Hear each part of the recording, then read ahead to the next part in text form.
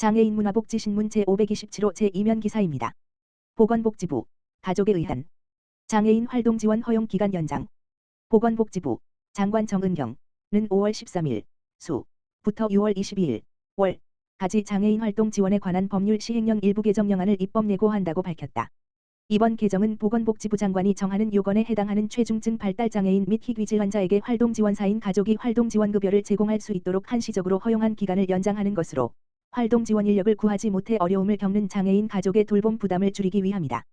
활동지원 인력이 본인의 가족인 수급자를 대상으로 활동지원급여를 제공하는 것은 도서 벽지 거주, 천재지변 등 예외적 경우에 허용하고 있으며 2024년 11월부터는 활동지원 인력 연계가 어려운 최중증 발달장애인 및 희귀질 환자를 대상으로 가족인 활동지원 인력에 의한 활동지원급여 제공을 한시적으로 허용해왔다. 개정안이 확정되면 현재 2026년 10월 31일까지인 허용기간이 2028년 12월 31일까지로 연장된다. 보건복지부는 입법 예고 기간 중 국민의 의견을 폭넓게 수렴한 뒤 개정안을 확정할 예정이며 관련 의견은 6월 22일 월까지 보건복지부 장애인 서비스과 또는 국민참여입법센터로 제출하면 된다. 금융권 장애인 고용. 이제는 실행으로. 한국장애인고용공단 이사장 이종성은 5월 14일 목 고용노동부, 금융감독원, 생명보험협회, 손해보험협회와 함께 보험권 장애인 고용 활성화를 위한 간담회를 손해보험협회 열린 회의실에서 개최했다. 이번 간담회는 지난 3월 6일 체결된 금융권 장애인 고용 확대를 위한 업무협약 마우 별표 사인의 후속 조치로 은행권 4.7, 증권사 자산운용사 4.28에 이어 진행된 금융권 업권별 릴레이 간담회의 마지막 일정이다. 이날 한국장애인고용공단은 18개 보험사 인사 담당자를 대상으로 장애인 채용 및 고용유지 지원제도, 맞춤훈련 직무개발 등 다양한 고용 서비스를 안내하고 실제 금융기업들의 활용 사례를 소개했다. 또 보험업종의 특수성과 전문성을 고려한 채용 설계 방향과 중장기 장애인 고용 확대 로드맵, 단계별 이행 방안을 제안했다.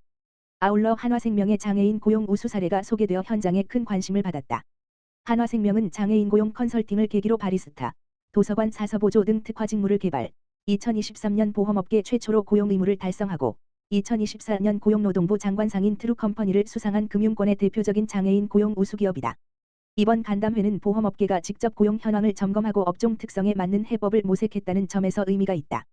설계사 중심의 영업구조, 전문 자격 요건 등 타 금융업권과 구별되는 보험업의 고용 특수성을 감안할 때 이번 논의가 보험권 맞춤형 직무 발굴과 고용 문화 형성의 실질적 출발점이 될 것으로 기대된다. 한국장애인고용공단 이종성 이사장은 3차례에 걸친 업권별 릴레이 간담회를 통해 금융권 전반에서 장애인 고용에 대한 높은 관심과 의지를 확인할 수 있었다며 금융권 유관기관 협의체를 중심으로 현장에서 도출된 과제를 하나씩 이행해 나갈 것이라고 말했다. 보건복지부, 장애아동 맞춤형 지원 강화를 위한 지역장애아동지원센터 울산부터 전국 순차 개소. 보건복지부, 장관 정은경는 전국 17개 시도에 장애아동을 지원하는 지역장애아동지원센터 설치를 추진한다고 밝혔다.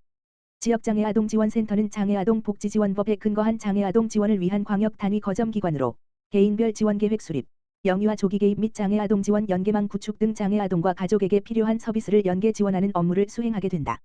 특히 장애아동지원센터는 발달 지연 및 장애 위험군 영유아를 조기에 발견하고 지역 내 다양한 기관과 협력하여 지속적인 지원 환경을 구축하는 데 중점을 두고 있으며 기존 17개 시도 지역 발달장애인 지원센터와 통합 설치될 예정이다.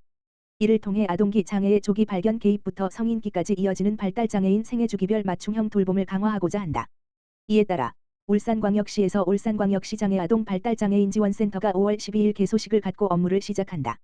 전국 17개 시도 중 첫 번째 장애아동 지원센터 개소로 울산 지역 장애아동 지원의 거점 역할을 수행하게 되며 올해 안으로 전국 17개 시도의 지역 장애아동 지원센터가 설치될 예정이다. 차전경 장애인정책국장은 장애아동 지원센터가 지역에서 장애아동 지원의 구심점이 되어 줄 것으로 기대하며 앞으로도 장애아동과 가족이 체감할 수 있는 장애아동 지원을 확대하기 위해 더욱 노력하겠다라고 밝혔다. 남양주시 장애인복지관, 성년후견제도 종사자 교육 실시. 남양주시는 지난 12일 남양주시 장애인복지관이 복지관 직원을 대상으로 장애인의 자기결정권 존중과 인권 기반 삶 지원을 주제로 성년후견제도 교육을 실시했다고 14일 밝혔다. 이번 교육은 의사결정 지원이 필요한 장애인이 스스로 삶을 선택하고 지역사회 구성원으로 존중받으며 살아갈 수 있도록 종사자의 전문성과 인권 감수성을 높이기 위해 마련됐다.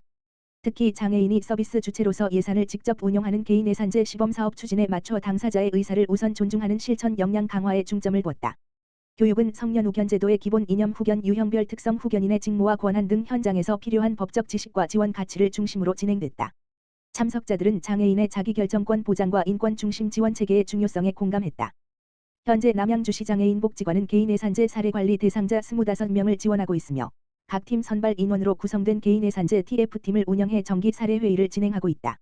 김소영 남양주시 장애인복지관장은 성년후견 제도는 단순한 법적 대리인을 세우는 것이 아니라 당사자가 스스로 삶을 선택할 수 있도록 지원하는 인권 기반 제도라며 앞으로도 당사자의 의사를 세밀하게 살피며 지원할 수 있도록 노력하겠다고 말했다. 한국장애인개발원 공직자를 위한 장애 이해를 높이는 소통 안내서 2.0 발간. 한국장애인개발원 원장 이경혜 이하개발원 은 공직자를 포함한 국민의 장애 이해 증진을 위해 장애 이해를 높이는 소통 안내서 가이드 2.0을 제작 배포한다고 13일 밝혔다.